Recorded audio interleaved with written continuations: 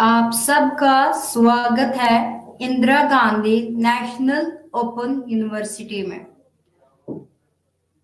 आज मैं लेक्चर दे रही हूँ BECC 131 के लिए।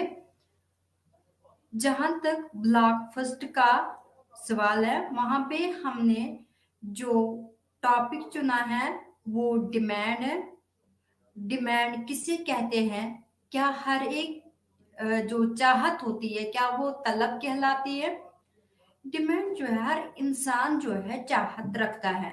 हर इंसान को कोई ना कोई चाहत होती है, लेकिन वो चाहत तब तलब में तब्दील हो जाती है जब उस चाहत को पूरा करने के लिए एक इंसान के पास पैसे हो।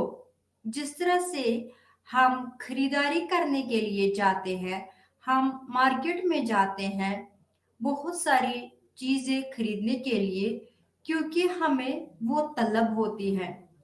तलब उस चाहत को कहते हैं जिसको हम पूरा करते हैं अपने पैसे की ताकत से।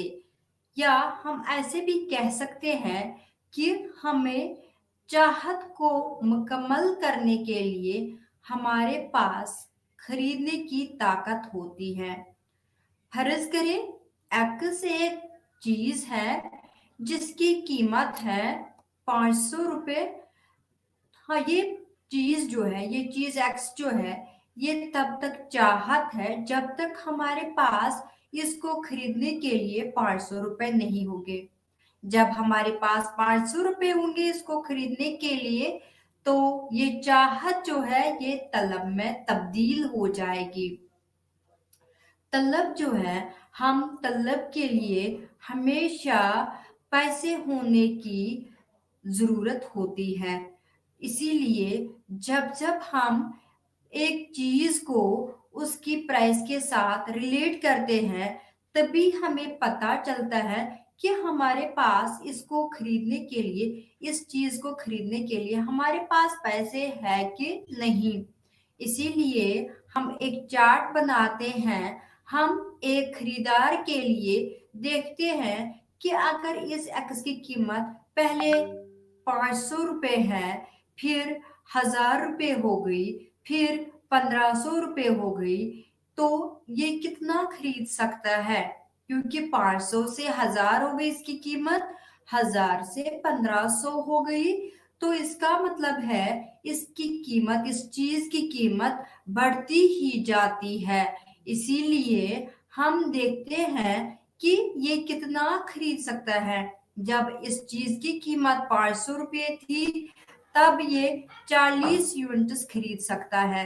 जब इसके पास 1000 थे, तब ये यहाँ पे 30 यूनिट्स खरीद सकता है। जब इसके पास यहाँ पे 1500 कीमत हो गई, तो हम बता सकते हैं वो फिर 10 यूनिट्स ही ले लेता है। इसीलिए जैसे जैसे कीमत बढ़ जाती है, वैसे वैसे खरीदने की ताकत जो है वो कम हो जाती है। इसी तरह से जैसे कीमत घट जाती है, वैसे खरीदने की जो ताकत होती है वो ज्यादा से ज्यादा हो जाती है। अब हमने ये चार्ट बनाया, इस चार्ट को हम कर्व की मदद से दिखाएंगे। हम दे देंगे एक्स एक्सीस, जैसे एक्स एक्सीस और वाई एक्सीस दे देंगे। हम एक्स एक्सीस में देखेंगे कि हमने कितने यूनिट्स कंज्यूम किए, और वाई एक्सीस पे हम दिखाएंगे प्राइस कितनी है। पहले है जीरो पे point of origin. Point of origin के ऊपर हम 500 रखेंगे, 500 रुपए। उसके बाद हम रखेंगे 1000, उसके बाद हम रखेंगे 1500। यहाँ से हम दे देंगे 10, यहाँ से 20, यहाँ से 30, यहाँ से 40। 500 पे हम 40 की सीध में एक नुक्ता डालेंगे।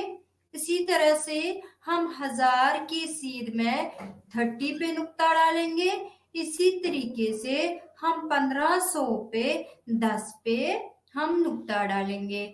इन सारे नुक्तों को हम मिलाएंगे, हमें एक कर्व मिल जाएगी जिसको हम डिमांड को बताएंगे। लेकिन ये हमने एक ही खरीदार के लिए डिमांड को दिखाया। इसी तरीके से हम बहुत सारे प्राइसेस पे अगर एक चीज की प्राइस बढ़ती जाती है या घटती जाती है, हम इसी तरीके से बहुत सारे जो खरीदार हैं उनकी तलब दिखाएंगे। जिस तरह से हमारे पास हमने दिखाया एक खरीदार के लिए, इसी तरीके से हम दूसरे खरीदारों के लिए भी दिखा सकते हैं। तो हम दिखाएंगे 500, उसके बाद 1000, उसके बाद 1500।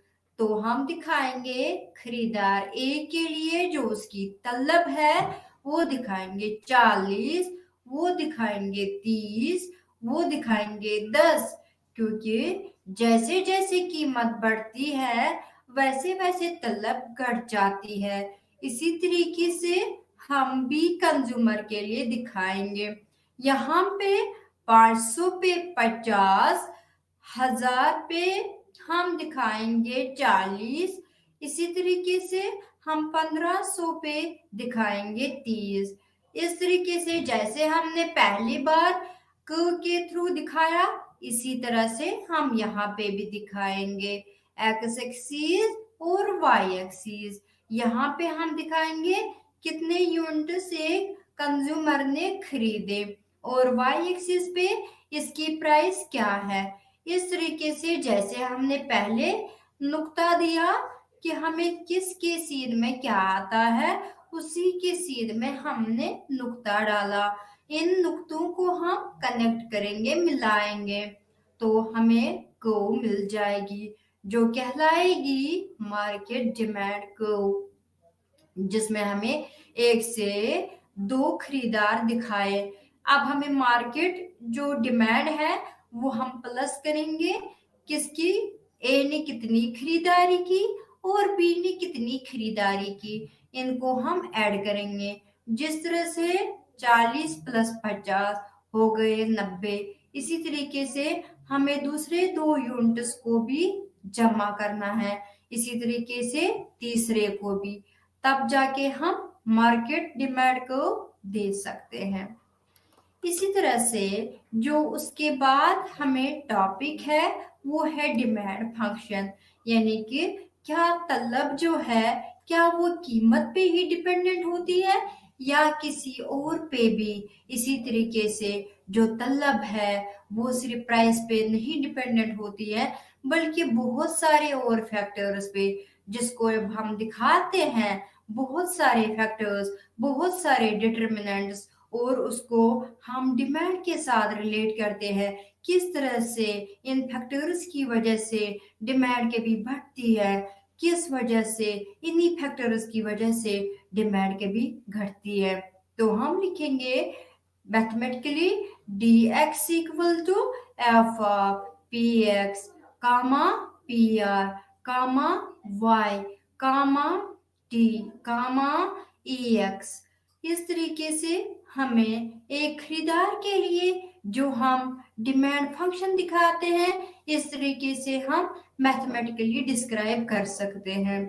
पहला हमने क्या बताया, p ऑफ x, px क्या होता है, x जो है वो हमने किसी चीज का नाम रखा, p जो है वो डिनोट करता है प्राइस पे, यानी कि किसी चीज की प्राइस। जैसे जैसे किसी चीज की प्राइस बढ़ती जाती है वैसे वैसे उसकी तलब घटती जाती है, जैसे जैसे किसी की कीमत घटती जाती है वैसे उसकी तलब बढ़ती जाती है। इसीलिए इफेक्ट करता है हमारी तलब को, कभी हमारी तलब बढ़ती है कभी घटती है।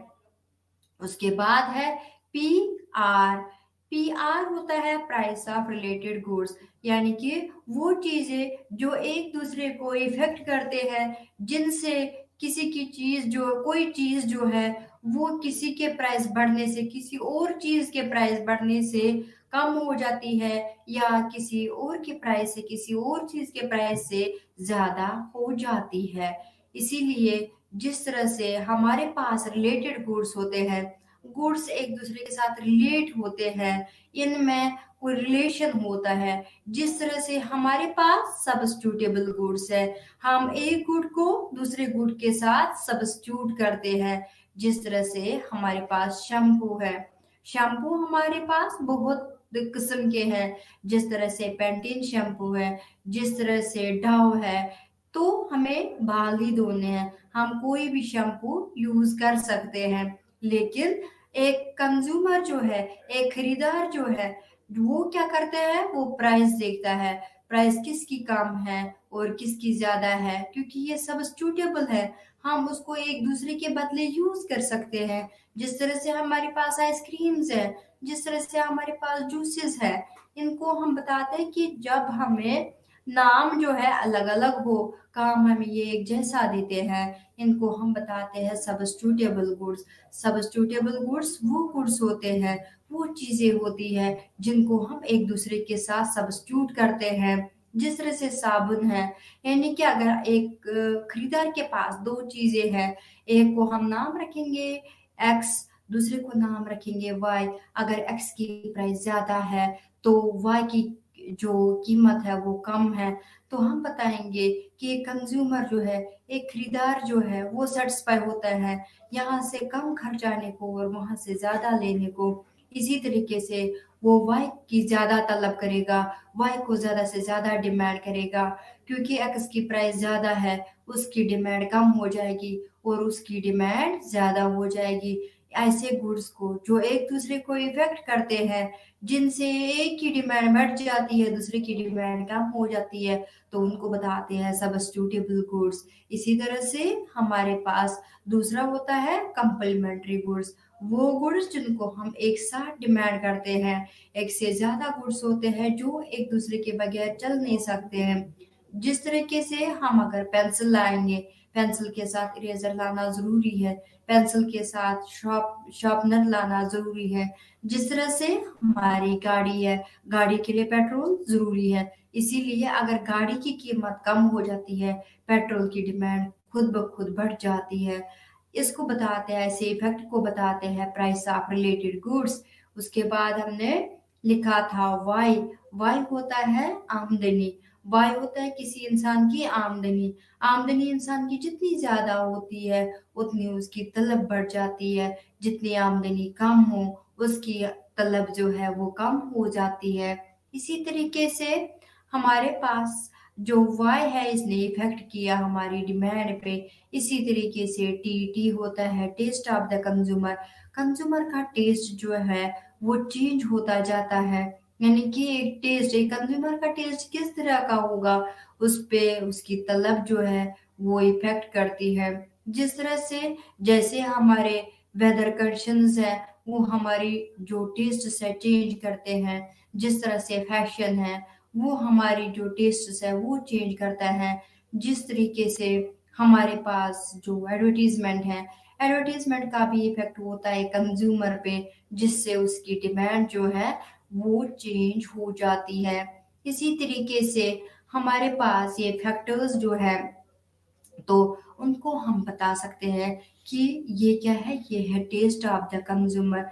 क्योंकि जैसे ही वेदर चेंज हो जाता है, जैसे ठंड होगी तो हम ठंडे कपड़ों के लिए डिमांड नहीं करेंगे, हम तलब नहीं रखेंगे ठंडे कपड़ों की, हमारा टेस्ट जो है वो चेंज हो गया, हम गर्म कपड़े ज्यादा से ज्यादा डिमांड करेंगे।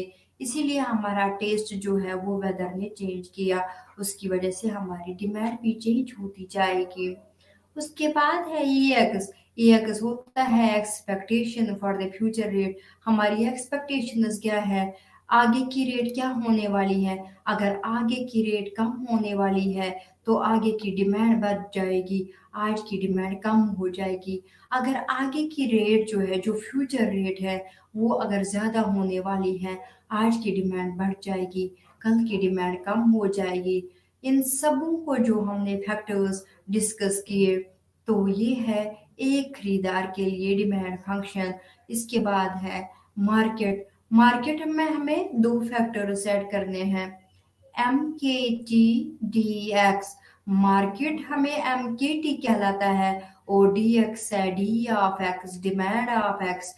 तो ये हमें किस पे डिपेंड करता है, इसको भी हम लिखते हैं f of p x, p r, y, उसके बाद एन, उसके बाद वाई डी, उसके बाद टी, उसके बाद ई एक्स, यानी कि जो हमने एक खरीदार के लिए डिमांड फंक्शन बताई वैसे ही मार्केट डिमांड फंक्शन है, लेकिन इसमें दो फैक्टर्स ज्यादा है। एक है एन, दूसरा है वाई डी। एन जो है वो है पॉपुलेशन, जितनी जितनी पॉपुलेशन ज्यादा होगी उतनी डिमांड भी ज्यादा होगी, जितनी पॉपुलेशन जो है कम होगी उतनी भी डिमांड कम होगी।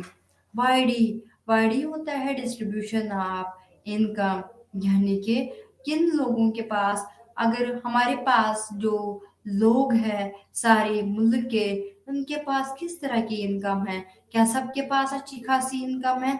अगर सबके पास अच्छी खासी इनकम है तो उसको बताते हैं इक्वल डिस्ट्रीब्यूशन ऑफ इनकम, तो सब लोग जो है अच्छे से डिमांड करेंगे।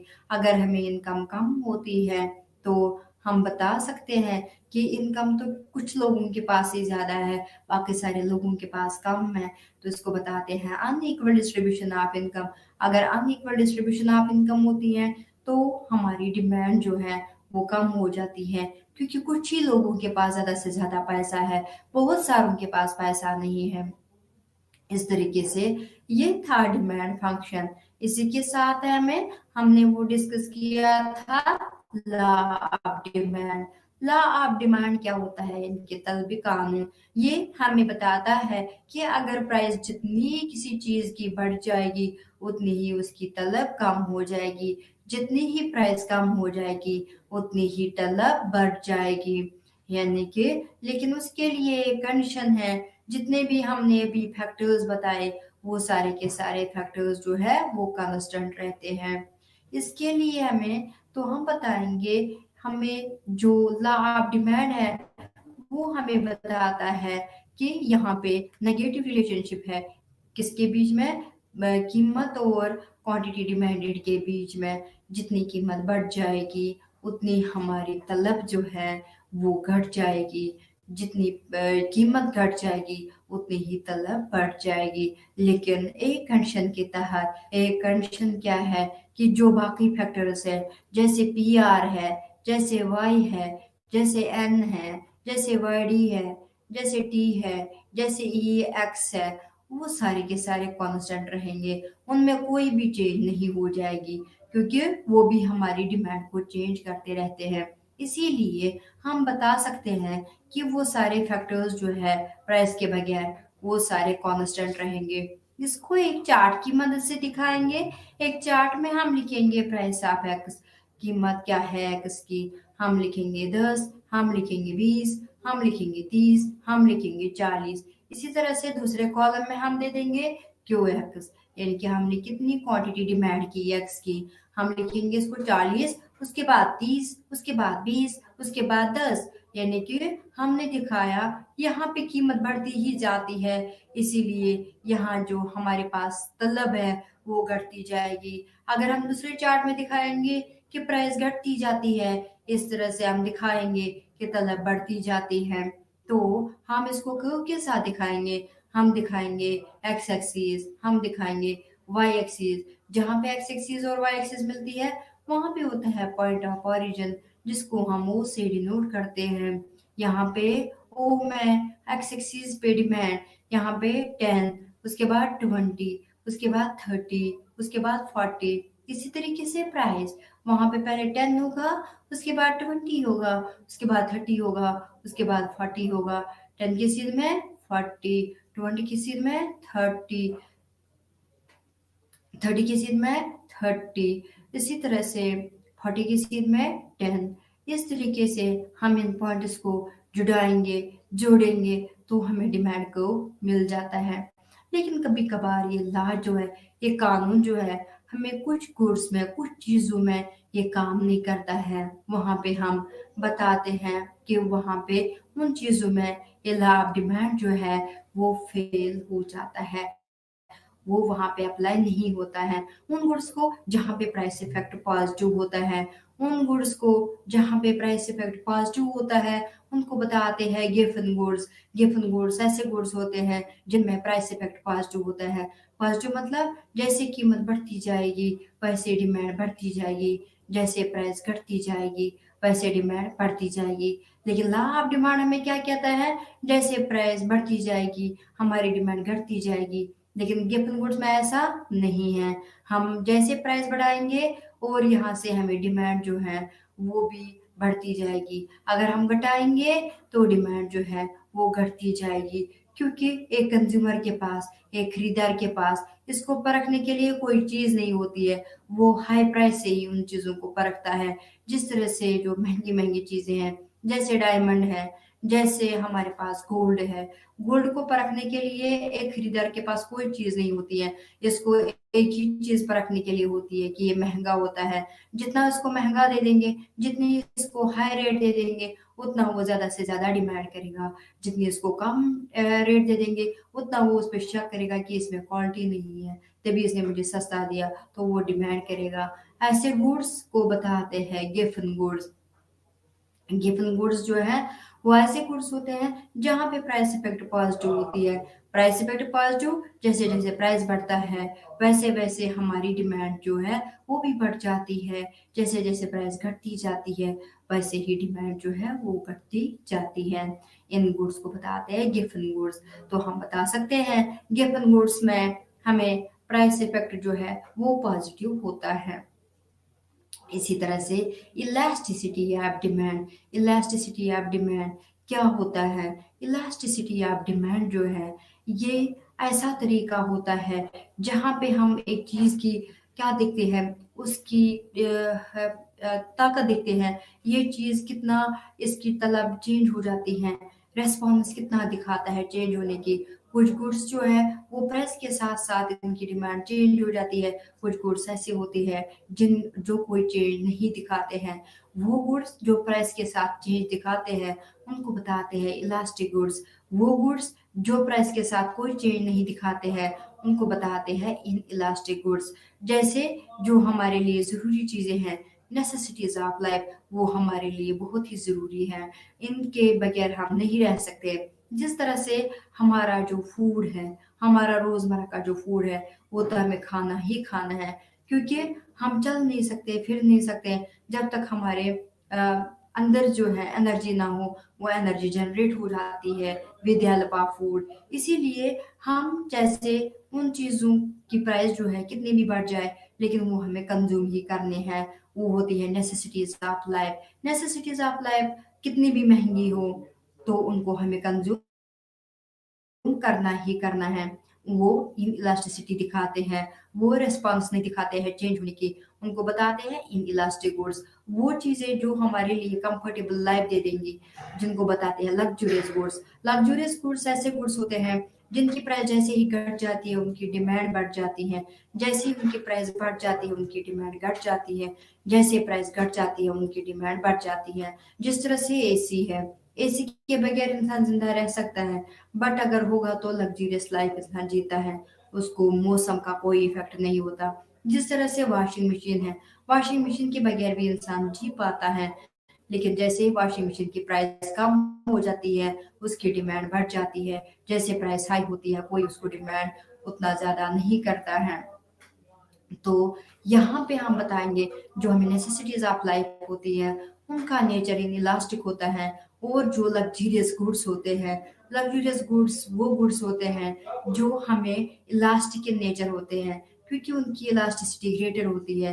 जैसे उनकी प्राइस बढ़ जाती है उनकी डिमांड कम हो जाती है। जैसे स्मार्टफोन्स है, स्मार्टफोन्स जो है पहले उन जैसे जैसे वो मार्केट में आते हैं उनकी प्राइस बहुत हाई होती है।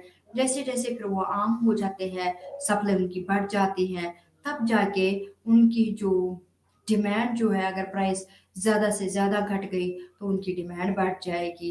इसीलिए उनको हम क्या बताते हैं, इलास्टिसिटी ऑफ डिमांड।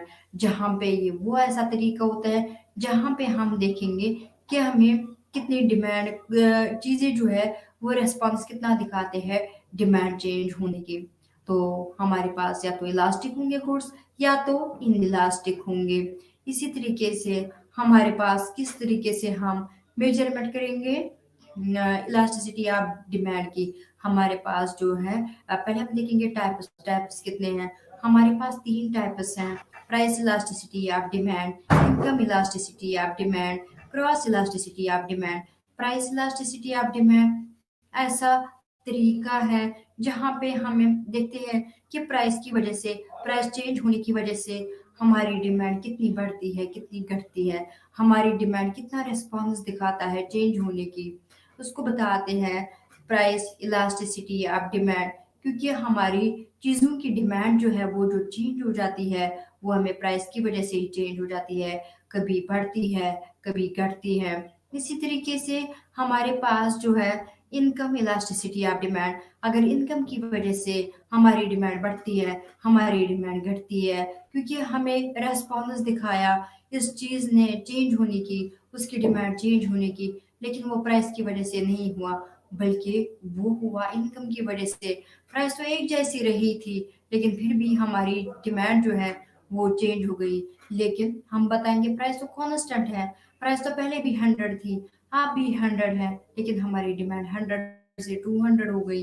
कैसे हो गई? क्योंकि सिर्फ एक ही फैक्टर नहीं होता है, मे भी हमारी इनकम से चेंज हो गई होगी, हमारी इनकम बढ़ गई, उसकी वजह से हमारी डिमांड भी बढ़ गई। अगर इनकम की वजह से डिमांड चेंज हो जाती है उसको बताते हैं इनकम इलास्टिसिटी ऑफ डिमांड। अगर हम दिखाते हैं कि हमें दो सब्स्टिट्यूटेबल गुड्स है, जैसे एक की प्राइस बढ़ जाती है, दूसरे की डिमांड जो है वो ज्यादा हो जाती है, क्योंकि उसका जो एक्स और वाई जो है सब्स्टिट्यूटेबल गुड्स है, एक्स गुड जो है इसकी प्राइस अगर ज्यादा है, वाई गुड जो है इसकी प्राइस अगर कम है, तो वाई गुड को लोग ज्यादा से ज्यादा डिमांड करेंगे, क्योंकि एक्स की कीमत ज्यादा है, क्योंकि ये एक दूसरे पे इफेक्ट करते हैं। इसको बताते हैं क्रॉस इलास्टिसिटी ऑफ डिमांड। ये एक चीज की डिमांड जब बढ़ जाती है, दूसरे की डिमांड इसकी वजह से, इस चीज की अवेलेबिलिटी की वजह से हमें कम हो जाती है, उसको हम बताते हैं क्रॉस इलास्टिसिटी ऑफ डिमांड। तो हमारे पास 3 टाइप्स हैं, एक है प्राइस इलास्टिसिटी ऑफ डिमांड, दूसरा है इनकम इलास्टिसिटी ऑफ डिमांड, तीसरा है क्रॉस इलास्टिसिटी ऑफ डिमांड। इसके बाद है हम किस तरह से मेजर करेंगे इलास्टिसिटी ऑफ डिमांड को। कभी कभार हमें अगर elasticity of demand equal to 1 होगी, उसको बताते हैं यूनिटरी इलास्टिक। अगर हमें 1 से ज्यादा हुई, वैल्यू निकला 1 से ज्यादा, उसको बताते हैं ग्रेटर देन यूनिटरी इलास्टिक। अगर हमें 1 से ज्यादा वैल्यू, 1 से कम वैल्यू आ गया, उसको बताते हैं लेस देन यूनिटरी इलास्टिक। इसी तरीके से अगर हमें इलास्टिसिटी ऑफ डिमांड 0 होता है तो उसको बताते हैं इन इलास्टिक। अगर हमें इलास्टिसिटी ऑफ डिमांड होता है इन्फिनिटी तो उसको बताते हैं परफेक्टली इलास्टिक। ये हमें किस तरीके से हम मेजर करते हैं, हमें किस तरीके से पता चलता है कि elasticity of demand equal to 1, elasticity of demand greater than 1, elasticity of demand less than 1, elasticity of demand equal to 0, elasticity of demand equal to infinity. हमारे पास 3 तरीके हैं इलास्टिसिटी को मेजर करना। पहला वाला जो है वो है एक्सपेंडिचर मेथड। एक्सपेंडिचर मेथड या इसका दूसरा नाम है आउटले मेथड। दूसरा जो है वो है इनकम इलास्टिसिटी ऑफ डिमांड। वो है हमारे पास जो एक्सपेंडिचर मेथड या टोटल आउटले मेथड। दूसरा है हमारे पास जियोमेट्रिक मेथड और पॉइंट मेथड। और तीसरा है हमारे पास प्रोपोर्शनेट मेथड और परसेंटेज मेथड। पहले हम देखेंगे एक्सपेंडिचर। ये हमें बताता है कि अगर हमें प्राइस भी चेंज हो गई, डिमांड भी चेंज हो गई, कितना हमारे एक्सपेंडिचर पे असर पड़ गया। एक्सपेंडिचर होता है बराबर इनके, हमारा खर्चा होता है बराबर प्राइस इनटू क्वांटिटी। जिस तरह से हमें चिप्स की पैकेट है, अगर हमारे पास चिप्स के पैकेट है, हमने 2 खरीदे, एक 10 में खरीदा, दूसरा 10 में खरीदा, तो हम बताएंगे कि हमें जब 10 में खरीदा, उसके बाद 20 में खरीदा, 10 में जब कीमत 10 थी तब हमने 10 खरीदे, तब हमने 20 खरीदे, जब इसकी कीमत 20 हो गई तब हमने 10 खरीदे, यानी 10 पे 20, 20 पे 10। यहाँ पे हम एक्सपेंडिचर जो लिखेंगे वो है प्राइस इनटू क्वांटिटी, वो है प्राइस पर यूनिट और मल्टीप्लाई टोटल क्वांटिटी कंज्यूम्ड। इस तरह से, जिस तरह से हम बताएंगे, अगर हमने चिप्स के 2 पैकेट लिए, अगर एक भी 10 रुपए का है, दूसरा भी 10 रुपए का है, और टोटल खर्चा हमें कितना हो गया, वो हमें 20 रुपए हो गए, क्योंकि एक हमने 2 चिप्स के पैकेट लिए, एक की कीमत 10 रुपए है, दूसरे की कीमत 10 रुपए है, और टोटल खर्चा जो हमारे पास हो गया वो है 20 रुपए, क्योंकि 10 और मल्टीप्लाई 2 करेंगे, 2 10 20। इस तरह से हमारा जो खर्चा हुआ वो है 20 रुपीज। इसीलिए हमारे पास जो 20 रुपीज है वो हमें खर्चा है। कैसे हमने निकाला? Price into quantity. Price into quantity जो है वो हमें खर्चा है, वो हमें एक्सपेंडिचर है। इस तरीके से जब हम चार्ट एक बनाएंगे उसमें हम दिखाएंगे एक्सपेंडिचर मेथड से किस तरह से एक्सपेंडिचर पे इफेक्ट हुआ, क्या कितना इफेक्ट हुआ, किस तरीके से हम मेजर करेंगे। हम एक चार्ट बनाएंगे, इसमें हम लिखेंगे सिचुएशन ए, इसमें हम लिखेंगे सिचुएशन बी, इसमें हम लिखेंगे सिचुएशन सी। सिचुएशन ए में हमने लिखा 10, हमने लिखा 20, या हम लिखेंगे 1 रुपी, हम लिखेंगे 2 रुपी। हमने 1 से इनके पहले एक्स की कीमत थी 1 रुपी, उसके बाद थी 2 रुपए। इनके हमारी जो डिमांड है वो पहले 2 यूनिट्स थे, अब वो 1 यूनिट हो गया। 2 1 और 2 एक्सपेंडिचर में 1 2 और 2 हमारे पास एक्सपेंडिचर में कोई भी फर्क नहीं पड़ा है। वो पहले भी 2 था, अब भी 2 है। एक्सपेंडिचर में कोई भी फर्क नहीं पड़ा है। जब एक्सपेंडिचर में हमारे प्राइस में भी चेंज हो गया, हमारी डिमांड में भी चेंज हो गई as per the law of demand, जो हमें कानून बताता है कि इनके तलबी कानून बताता है कि जैसे जैसे प्राइस बढ़ती है वैसे वैसे डिमांड जो है वो घटती है। यहाँ पे है negative relationship between price and demand. इस तरीके से हमें पता है कि जैसे 1 से 2 हो गया, डिमांड जो है वो 2 से 1 हो गई, क्योंकि हमें नेगेटिव रिलेशनशिप है between price and demand. Expenditure 1 2 और 2, 2 1 और 2। इस तरीके से एक्सपेंडिचर में कोई भी फर्क नहीं हुआ है, वो पहले भी 2 था अब भी 2 है। जब हमें एक्सपेंडिचर में कोई फर्क नहीं पड़ता है तो इसको बताते हैं इलास्टिसिटी ऑफ डिमांड जो है वो है बराबर 1 के, वो है यूनिटरी इलास्टिक, क्योंकि उसमें चेंज तो आ गई प्राइस में, उसमें तो क्वांटिटी में भी चेंज आ गई, लेकिन हमारे इलास्टिसिटी हमारी जो एक्सपेंडिचर है वो चेंज नहीं हुए। वो पहले भी 2 था, अब भी 2 है, चेंज होने के बाद भी 2 है। इसीलिए इलास्टिसिटी ऑफ डिमांड जो है वो बन जाएगा यूनिटरी इलास्टिक, वो बन जाएगा बराबर 1 के। इसी तरीके से हमारे पास फिर से प्राइस हम सिचुएशन 2 दिखाएंगे। हम देखेंगे 1 एंड 2, यानी कि पहले प्राइस 1 था, अब हमें प्राइस 2 हो गया। तो यहाँ पे हम पहले 6 दिखाएंगे, फिर दिखाएंगे 4, क्योंकि प्राइस बढ़ती है और डिमांड घट जाती है। 6 1 और 6, 2 4 और 8। यहाँ पे पहले एक्सपेंडिचर कम था, पहले 6 था, अब हमारा एक्सपेंडिचर बढ़ गया है, 6 से 8 बढ़ गए हैं। क्योंकि जब हमें एक्सपेंडिचर दिखाता है कम से ज्यादा, उस वक्त हम बताते हैं कि यहाँ पे ग्रेटर इलास्टिसिटी है, और इलास्टिसिटी ऑफ डिमांड जो है वो ग्रेटर देन 1 है। इसी तरह से फिर से दिखाएंगे 1 और 2 सिचुएशन सी में 1 और 2 प्राइस दिखाएंगे, पहले 1 उसके बाद प्राइस दिखाएंगे 2। अब हम दिखाएंगे 8, फिर हम दिखाएंगे पहले हम दिखाएंगे 8, फिर हम दिखाएंगे 4। तो इस तरह से यहाँ पे या 6 दिखाएंगे या 3 दिखाएंगे। तो यहाँ पे 3 2 और 6 8 1 और 8, यहाँ पे हमारे पास एक्सपेंडिचर पहले ज्यादा है, अब हमें कम हो गए। जब हमें ज्यादा से कम हो जाता है एक्सपेंडिचर, तब हम बताते हैं इलास्टिसिटी ऑफ डिमांड जो है वो लेस देन 1 है। इसीलिए हमारे पास जो elasticity of demand equal to 1 आ गई। जब हमें बराबर होगा, यानी कि एक्सपेंडिचर में कोई चीज नहीं आ जाएगी, उस वक्त बताते हैं इलास्टिसिटी ऑफ डिमांड जो है वो 1 के बराबर है। ग्रेटर देन 1 कब होती है? तो एक्सपेंडिचर पहले कम होते हैं, उसके बाद एक्सपेंडिचर ज्यादा हो जाते हैं। कम से एक्सपेंडिचर का ज्यादा होना, तो उस वक्त बताते हैं elasticity of demand greater than 1। इसी तरह से हमारे पास एक्सपेंडिचर पहले ज्यादा है और एक्सपेंडिचर कम है। जब ज्यादा से कम हो जाता है तो हमारे पास जो इलास्टिसिटी ऑफ डिमांड है वो लेस देन 1 है। इसको हम डायग्राम से भी बना सकते हैं। हमने क्योंकि जब जब हम चार्ट बनाते हैं तब हम उसको डायग्रामेटिकली भी एक्सप्रेस कर सकते हैं। हम दे देंगे एक्स एक्सीस, हम दे देंगे वाई एक्सीस। यहाँ पे एक्स एक्सीस पे हम दे देंगे, क्योंकि जो भी हॉरिजॉन्टल लाइन होती है उसको हम एक्स एक्सीस बताते हैं, और जो वर्टिकल लाइन होती है उसको हम वाई एक्सीस बताते हैं। अब एक्स एक्सिस पे क्या है? वो है एक्सपेंडिचर, और हमारे पास वाई एक्सिस पे क्या है? वो है प्राइस। हम दिखाएंगे पहले एक्सपेंडिचर कम, उसके बाद एक्सपेंडिचर ज्यादा, उन दो एंड पॉइंट्स को मिलाएंगे। जब हम एंड पॉइंट्स को मिलाएंगे, हमारी दूर से पता चल जाएगा कि पहले एक्सपेंडिचर कम था, फिर ज्यादा हो गया।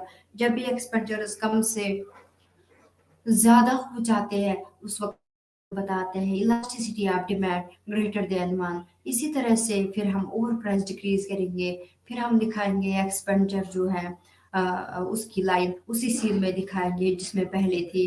उस यानी कि जो उसका एंड पॉइंट है, जो दूसरी लाइन का एंड पॉइंट है, जहाँ पे हम प्राइस डिक्रीज दिखाते हैं, and point two and point, यहाँ पे कोई भी चेंज नहीं हो जाएगी एक्सपेंडिचर्स में। वो पहले भी 20 यूनिट्स था, अब भी 20 यूनिट्स है। तो यहाँ पे हम बताएंगे इलास्टिसिटी ऑफ डिमांड जो है वो है बराबर 1 के, उसको बताते हैं यूनिट इलास्टिक। उसके बाद हम एक्सपेंडिचर हम लाइन खींचेंगे, जहाँ पे एक्सपेंडिचर हम ज्यादा रखेंगे, ज्यादा एक्सपेंडिचर रखने के लिए हम लाइन जो है वो थोड़ी सी लंबी बनाएंगे। उसके बाद कम लाइन बनानी है, छोटी लाइन बनानी है, लेकिन उनके एंड पॉइंट्स को मिलाना है।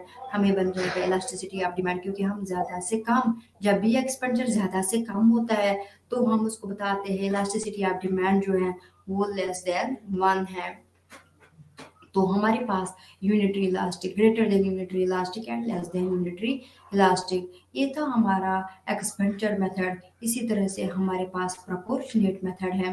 प्रोपोर्शनेट मेथड जो है, या इसका दूसरा नाम बताते हैं परसेंटेज मेथड, उसको हम मैथमेटिकली डिराइव करते हैं। यहाँ पे इलास्टिसिटी ऑफ डिमांड, क्योंकि negative relationship between price and demand, यहाँ पे हम मेंशन करेंगे नेगेटिव साइन।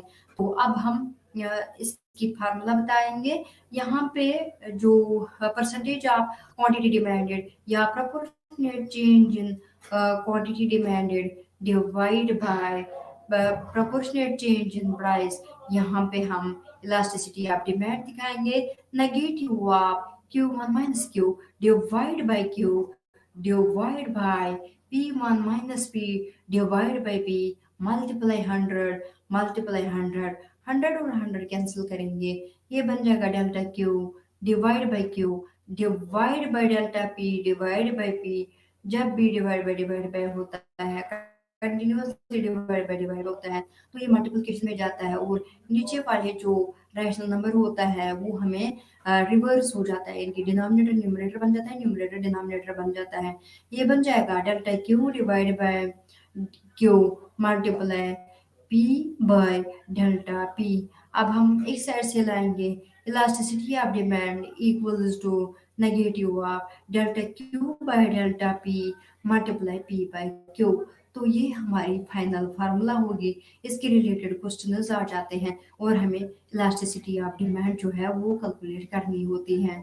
जैसे कि हमें क्वेश्चन आ जाएगा calculate elasticity of demand if there is a change in quantity demanded from 10 to 2, where from 10 to 20, where there is a change in price from rupees 20 to rupees 10। यहाँ पे हम एक जब भी हमें ऐसा क्वेश्चन होता है तो हम शेड्यूल बनाते हैं। शेड्यूल में एक साइड से प्राइस रखते हैं और एक साइड से रखते हैं डिमांड। प्राइस हम रखेंगे 10, फिर 20, क्वांटिटी डिमांडेड क्यू जो है x Q x equal to 20 और 10, पहले 10 और 20 प्राइस, फिर क्वांटिटी डिमांडेड 20 और 10, 10 की 10 पे 20 है, 20 पे 10 है।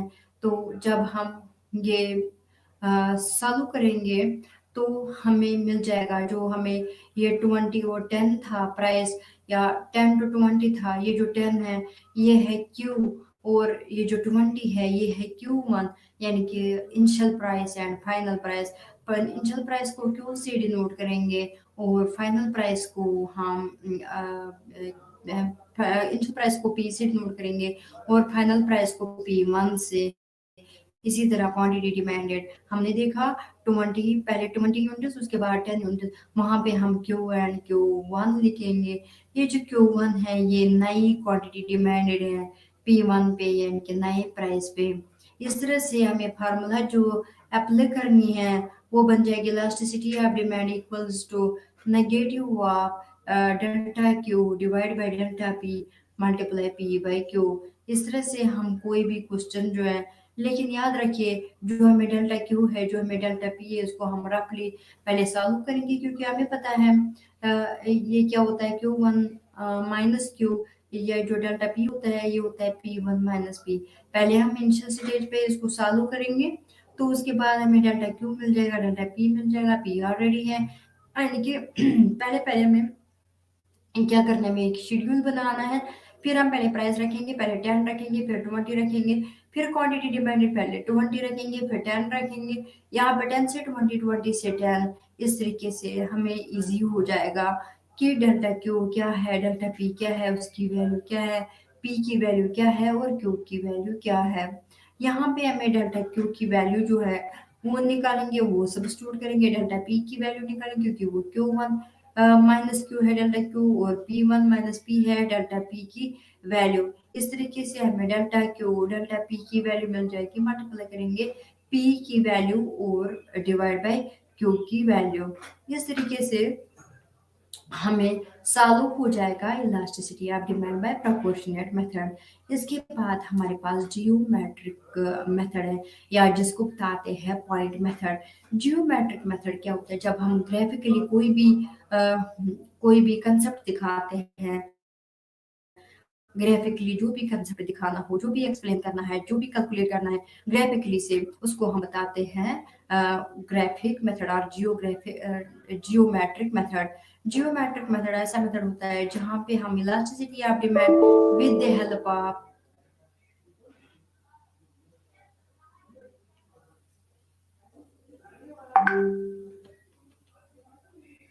जहाँ पे हम जियोमेट्रिक मेथड से हम ग्राफिकली दिखा सकते हैं।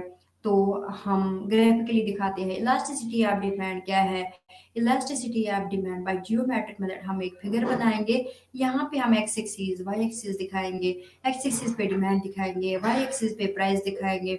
जब हम एक्स एक्सिस पे डिमांड दिखाएंगे, वाई एक्सिस पे प्राइस दिखाएंगे, तो हमें एक्सेप्शनल डिमांड को बनाना है। एक्सेप्शनल इसलिए क्योंकि डिमांड करो ऐसे एक्स एक्सिस को कभी भी टच नहीं करता है, वाई एक्सिस को कभी भी टच नहीं करता है।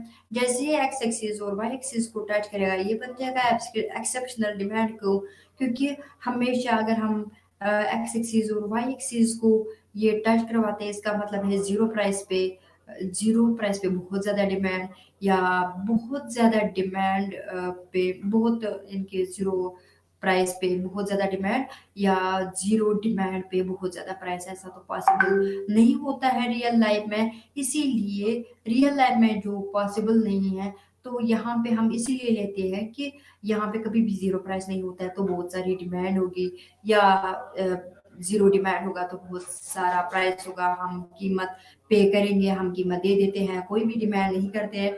इसीलिए हमेशा ये ऐसा नहीं हो सकता है, इसलिए। लेकिन जियोमेट्रिक मेथड में हम एक्सेप्शनल डिमांड को देते हैं जो एक्स एक्सिस और वाई एक्सिस को टच करते हैं, क्योंकि हमें इस वक्त फार्मूला के लिए अप्लाई करना होता है। तो हम क्या देते हैं, हम देते हैं मिड पॉइंट इस डिमांड कर्व को, इसको हम मेजर करते हैं डिमांड कर्व में, मिड पॉइंट देते हैं। जैसे हम मिड पॉइंट देते हैं इसको हम एम से डिनोट करते हैं, क्योंकि हमारी फार्मूला इलास्टिसिटी ऑफ डिमांड की कि हमें lower portion of the demand curve divide by upper portion of the demand curve. तो यहाँ पे lower portion and upper portion, it is the length of the, जो लेंथ है वो डिमांड कर्व, यानी कि वो कितनी लंबी है डिमांड कर्व। फॉर एग्जांपल हमने 6 सेंटीमीटर, इसलिए डिमांड कर्व की जो लेंथ है वो है 6 सेंटीमीटर, और हमने मिड पॉइंट दिया जिसको हमने एम से डिनोट किया। जैसे हम एम से डिनोट करते हैं, जितना एम से नीचे तक की डिस्टेंस है वही एम से ऊपर तक की डिस्टेंस है, तो हम लिखेंगे elasticity of demand at point M. तो एम पे इलास्टिसिटी हमें डिफरेंट पॉइंट्स पे, हमें अलग अलग पॉइंट्स पे मेजर करनी है, इसीलिए हम क्या करेंगे, इलास्टिसिटी ऑफ डिमांड मेजर करेंगे पॉइंट एम पे। यहाँ पे हमें फार्मूला क्या है, lower segment of the demand को, लोअर वाला, यानी कि हम फॉर एग्जांपल हमने डिमांड कर्व को पी क्यों रखा था, इनके पहला जो पॉइंट है जो वाई एक्सिस पे टच हो रहा था इसको पी से डिनोट करेंगे, जो नीचे वाला था एक्स एक्सिस पे जो टच कर रहा था उसको क्यू से डिनोट करेंगे। अब एम से क्यू तक कितनी डिस्टेंस है वो कहलाएगी एम क्यू, जो एम से ऊपर डिस्टेंस है वो कहलाएगा एम पी। तो हमारे पास इलास्टिसिटी ऑफ डिमांड जो है वो lower segment of the demand को divide by upper segment of the demand को। यहाँ पे अगर ये 6 सेंटीमीटर है क्योंकि मिड पॉइंट है, नीचे की तरफ 3 सेंटीमीटर हो जाएगा, ऊपर की तरफ 3 सेंटीमीटर हो जाएगा, क्योंकि लोअर सेगमेंट एम से कितना होगा 3 सेंटीमीटर डिवाइड बाय जो अपर सेगमेंट होगा वो भी 3 सेंटीमीटर होगा। 3 और 3 कैंसिल आउट हो जाएंगे, वो बन जाएगा 1 के। तो हम बता सकते हैं जो एम पॉइंट पे इलास्टिसिटी ऑफ डिमांड है वो बराबर है 1 के, जिसको हम बताएंगे यूनिटरी पॉइंट रखेंगे। जो एम से ऊपर हम पॉइंट रखेंगे उसको हम एल रखेंगे। अब हमें elasticity of demand L point पे लेना है। एल से क्यू तक जो है कितनी डिस्टेंस होगी, लगभग 5 सेंटीमीटर होगी। और क्यू से पी तक कितनी डिस्टेंस होगी, 1 सेंटीमीटर होगी। तो ये बन जाएगा 5 centimetre divide by 1 centimetre. 5 by ए 1 क्या होता है, वो होता है 5 सेंटीमीटर। तो पार्ट तो 1 से बड़ा होता है, तो हम बता सकते हैं इलास्टिसिटी ऑफ डिमांड जो है वो ग्रेटर देन 1 है। तो यहाँ हम बताएंगे पॉइंट एल पे जो इलास्टिसिटी ऑफ डिमांड है वो ग्रेटर देन यूनिटरी इलास्टिक है। इसी तरीके से जो एम से नीचे है उसको हम पॉइंट आर रखते हैं। Elasticity of demand at point R. Point R पे हमें इलास्टिसिटी ऑफ डिमांड मेजर करनी है। आर से नीचे कितना होगा, आर से क्यू तक कितना होगा, वो होगा 1 centimetre divide by upper segment. अब हमें देखना है आर से ऊपर तक कितना होगा, वो तो होगा 5 सेंटीमीटर। 5 यानी कि 1/5। 1/5 किसके बराबर होता है, वो होता है 0.2। तो इस पॉइंट पे हमें लास्ट डिमांड जो है वो 0 पॉइंट कुछ होगा, 0.2 होगा। तो ये लेस देन यूनिटरी इलास्टिक है। इस तरह से जो हमने डिमांड करो के एंड पॉइंट्स पे दिया था, point P, point Q, elasticity या demand at point Q, Q के बाद यानी कि क्यू से नीचे जो लोअर सेगमेंट है वो कितना है, वो तो 0 होगा। और क्यू से पी तक बराबर 6 सेंटीमीटर होगा। 0/6 क्या होता है, जब भी हमें न्यूमरेटर में 0 होगा वो तो 0 ही बन जाएगा। तो 0/6 किसके बराबर होता है, 0 के बराबर। तो क्यू पॉइंट पे इलास्टिसिटी ऑफ डिमांड किसके बराबर होगी, 0 के बराबर होगी। तो हम बता सकते हैं इलास्टिसिटी ऑफ डिमांड जो है वो पॉइंट क्यू पे 0 के बराबर है। तो यहाँ पे हमें और एक पॉइंट रहा है वो है पी। पॉइंट पी पे elasticity of demand at point P. P से क्यू तक कितना डिस्टेंस है, वो होगा 6 सेंटीमीटर। और पी से ऊपर कितना है, कुछ भी नहीं है, कोई भी सेगमेंट नहीं है।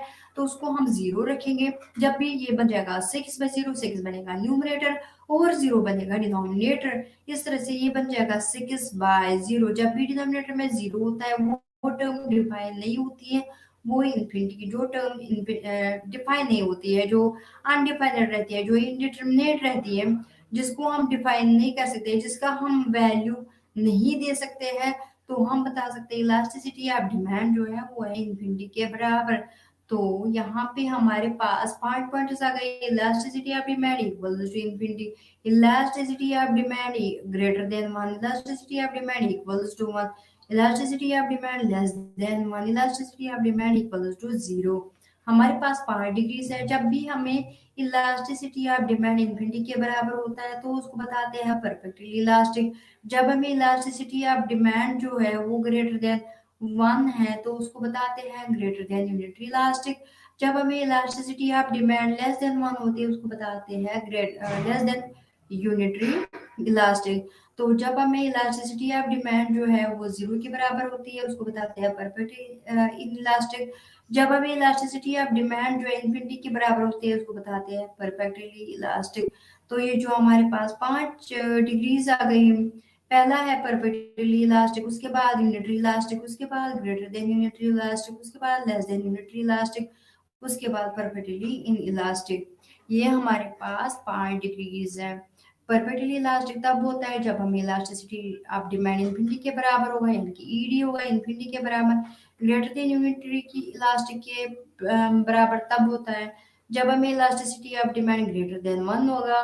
लेस देन यूनिटरी इलास्टिक जो है वो तब होता है जहां पे हमें elasticity of demand less than 1 होता है। इसी तरह से इलास्टिसिटी ऑफ डिमांड 0 के बराबर होता है जब हमें परफेक्टली इलास्टिक होता है। इलास्टिसिटी ऑफ डिमांड होता है इन्फिनिटी के बराबर, जिसको हम बताते हैं परफेक्टली इलास्टिक।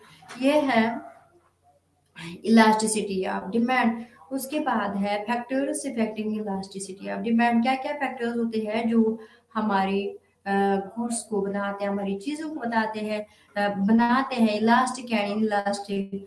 पहला जो पॉइंट है वो है नेचर ऑफ द कमोडिटी। जो नेचर ऑफ द कमोडिटी है वही उसको इलास्टिक एंड इनइलास्टिक बनाते हैं। जिस तरह से आप बताते हैं नेसेसिटीज ऑफ लाइफ, वो चीज़ जो हमारे लिए ज़रूरी होते हैं वो इनइलास्टिक होते हैं, और जो हमें लग्जूरियस लाइफ देते हैं, जो हमें लग्जूरियस गुड्स होती है, तो वो होते हैं इलास्टिक इन कैरेक्टर। इस तरह से डिपेंड करता है गुड के नेचर पे। इसी तरह से हमारे पास है अवेलेबिलिटी ऑफ सब्स्टिट्यूट्स। जितने सब्स्टिट्यूट्स अवेलेबल होते हैं उतना गुड जो है वो इलास्टिक बन जाता है, क्योंकि इसके सब्स्टिट्यूट में बहुत सारे गुड्स होते हैं जिनको हम यूज कर सकते हैं। तो इसी तरीके से हम बता सकते हैं कि यहाँ पे जितने सब्स्टिट्यूट्स अवेलेबल होंगे उतना गुड इलास्टिक होगा, जितने कम सब्स्टिट्यूट्स अवेलेबल होंगे उतना गुड इलास्टिक होगा।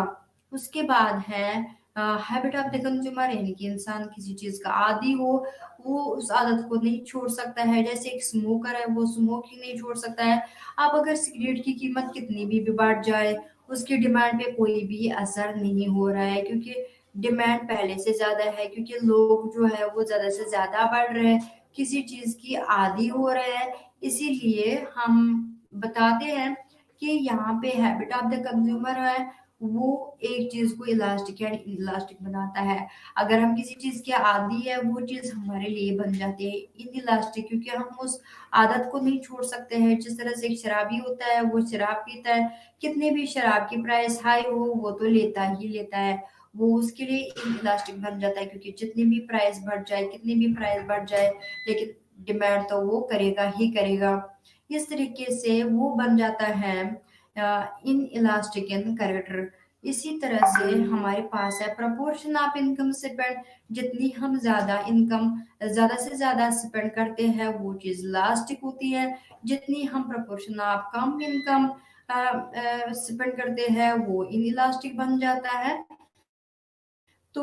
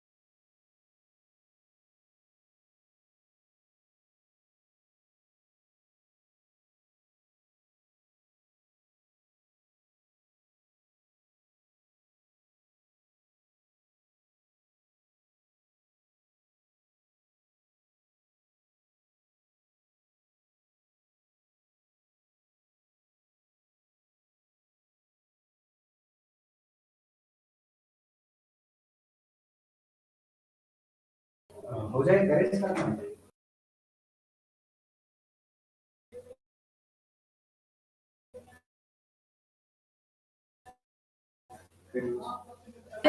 कि डिमांड जो है घट जाती है, डिमांड जो है कोई चीज जो है वो इलास्टिक एंड इनइलास्टिक बन जाती है। हमारे पास बहुत सारे ऐसे फैक्टर्स हैं जिससे हमारी डिमांड इलास्टिक बन जाती है और इनइलास्टिक बन जाती है, चेंज हो जाती है, कभी चेंज नहीं होती है। जिस तरह से हमने बताया था नेचर ऑफ द कमोडिटी पहला वाला फैक्टर, और दूसरा वाला फैक्टर जो है वो हमें अवेलेबिलिटी ऑफ सब्स्टिट्यूट्स। उसके बाद है हैबिट ऑफ द कंज्यूमर। ये जो हमें जो कंज्यूमर होता है, अगर वो किसी चीज का आदी होता है, जैसे वो किसी चीज का आदी होता है, उस चीज की प्राइस कितनी भी हाई हो जाए उसकी डिमांड में कोई भी बदलाव नहीं आ जाएगा, डिमांड उसकी वैसी की वैसी रहेगी। जब इसमें कोई बदलाव नहीं आ गया तो हम बता सकते हैं कि जो एक इंसान आदी होता है किसी चीज की, उसको आदत डल जाती है तो वो चीज उसके लिए इन इलास्टिक बन जाती है। इसी तरीके से हम बता सकते हैं price price of the commodity. जितनी प्राइस ज्यादा होती है उतनी ही डिमांड कम होती है, जितनी प्राइस कम होती है उतनी ही डिमांड ज्यादा होती है।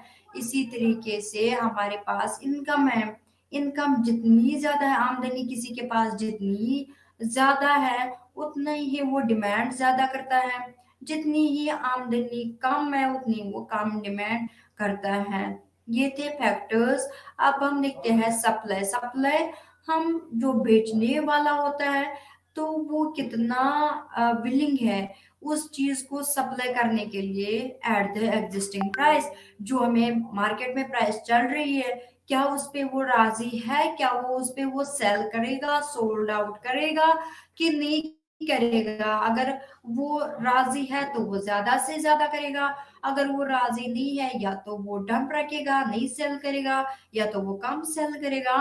क्योंकि हमेशा एक सेलर जो है वो प्रॉफिट के लिए जो प्रोडक्शन करता है, इसीलिए जैसे जैसे प्राइस बढ़ जाएगी एक सेलर जो है, एक बेचने वाला जो है वो ज्यादा से ज्यादा सप्लाई करने की कोशिश करता है ताकि उससे ज्यादा से ज्यादा मुनाफा हो। तो इसीलिए हम बताते हैं कि सप्लाई किसको बताते हैं। सप्लाई होती है कि एक सेलर जो है वो कितना राजी है सेल करने के लिए एट द करंट प्राइस। जो प्राइस चल रहा है, हाल ही में जो प्राइस चल रही है, जब उसको सप्लाई करनी है वो कितना राजी है उसको हम बताते हैं सप्लाई। इसके लिए भी हम एक चार्ट बनाते हैं। चार्ट में एक साइड से प्राइस रखते हैं, एक साइड से सप्लाई रखते हैं। Price of x P x रखते हैं, एस एक्स रखते हैं सप्लाई ऑफ एक्स। जिस तरह से हम फर्ज करते हैं 10 से 20 प्राइस हो गई, 20 से 30, 30 से 40, 40 से 50। तो यहाँ पे हम सप्लाई दिखाएंगे 5 से 10, 10 से 15, 15 से 20, 20 से 25। यानी कि जैसे जैसे हमने प्राइस बढ़ाई वैसे वैसे सप्लाई भी बढ़ गई, जैसे जैसे प्राइस घट गई वैसे वैसे हमने सप्लाई भी घटाई। तो हम बता सकते हैं कि पॉजिटिव रिलेशनशिप है किसके दरमियान, प्राइस और क्वांटिटी सप्लाइड के दरमियान। जितनी जितनी प्राइस बढ़ती है उतनी उतनी सप्लाई भी बढ़ जाती है, जितनी जितनी प्राइस घटती है उतनी भी सप्लाई घट जाती है।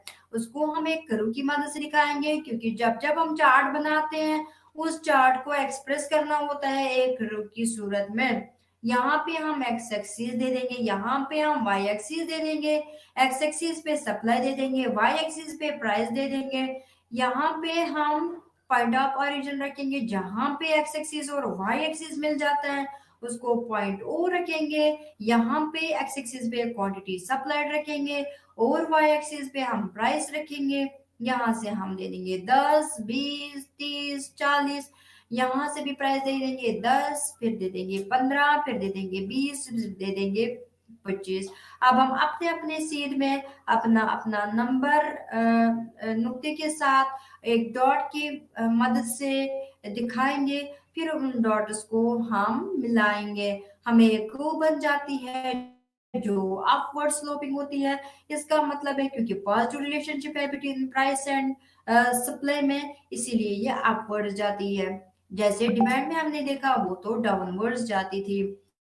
तो इसी तरीके से हम दिखाएंगे यहाँ पे सप्लाई को हमेशा अपवर्ड स्लोपिंग होता है क्योंकि हमारे इन दोनों में, इन दो फैक्टर्स में यानी कि प्राइस और सप्लाई में पॉजिटिव रिलेशनशिप होती है। इस तरह से हम दिखाएंगे आप फैक्टर्स इफेक्टिंग सप्लाई। ये हम मैथमेटिकली दिखाएंगे। हम लिखेंगे S x, S for supply. X जो है वो कोई कमोडिटी है, वो है एफ ऑफ फंक्शन ऑफ, यहाँ पे हम रखेंगे पी एक्स, उसके बाद पी आर, उसके बाद हम रखेंगे एन एफ, उसके बाद रखेंगे जी, उसके बाद रखेंगे जी पी, उसके बाद रखेंगे टी, उसके बाद रखेंगे एक्स।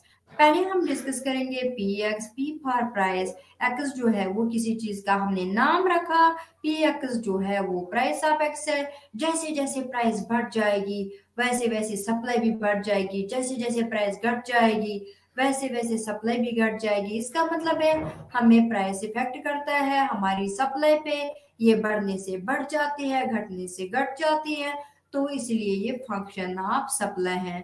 उसके बाद पीआर होता है price of related goods. Related goods जो है वो सब्स्टिट्यूटेबल गुड्स होती है।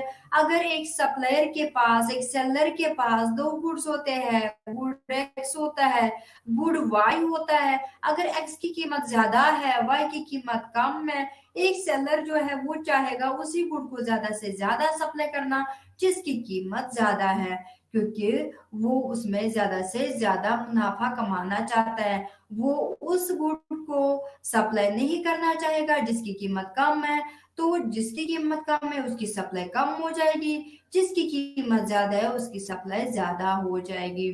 उसके बाद है एनएफ। एनएफ होता है एन जो है नंबर, एफ जो है फर्म्स, यानी कि हमारी फर्म्स कितनी है, जितनी फर्म्स ज्यादा है उतनी सप्लाई भी ज्यादा है, जितनी फर्म्स कम है उतनी सप्लाई भी कम है। नमस्कार।